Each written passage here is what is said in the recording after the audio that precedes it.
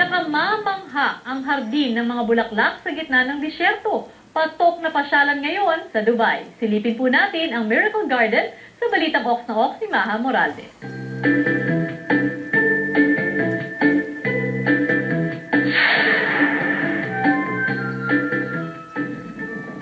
Tinatayang mahigit 40 milyong bulaklaking halaman ang makikita sa kabubukas na Miracle Garden sa Dubai Land.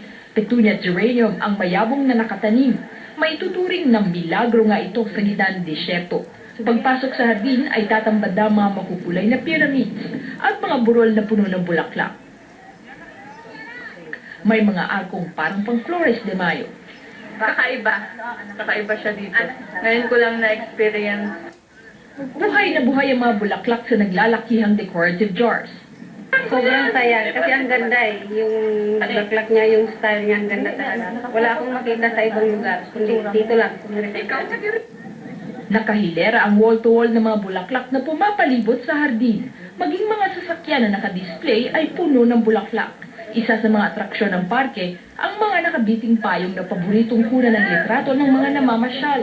Meron ding gahiganting kumpol ng mga bulaklak na hugis payong. May mga arko ng bulaklak na hugis puso. Napakaganda po. Napaka-romantic. Kaakit-akit na tanawin, makikita sa halagang 20 dirhams o mahigit 200 piso.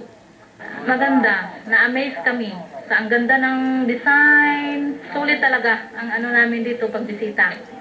Di bali na 20 dirhams. Basta na-experience namin ang kagandahan ng Miracle Garden. Bukas ang hardin sa publiko hanggang Hunyo. Nagpabalita sa Middle East. Maha Morales, Dubai, United Arab Emirates.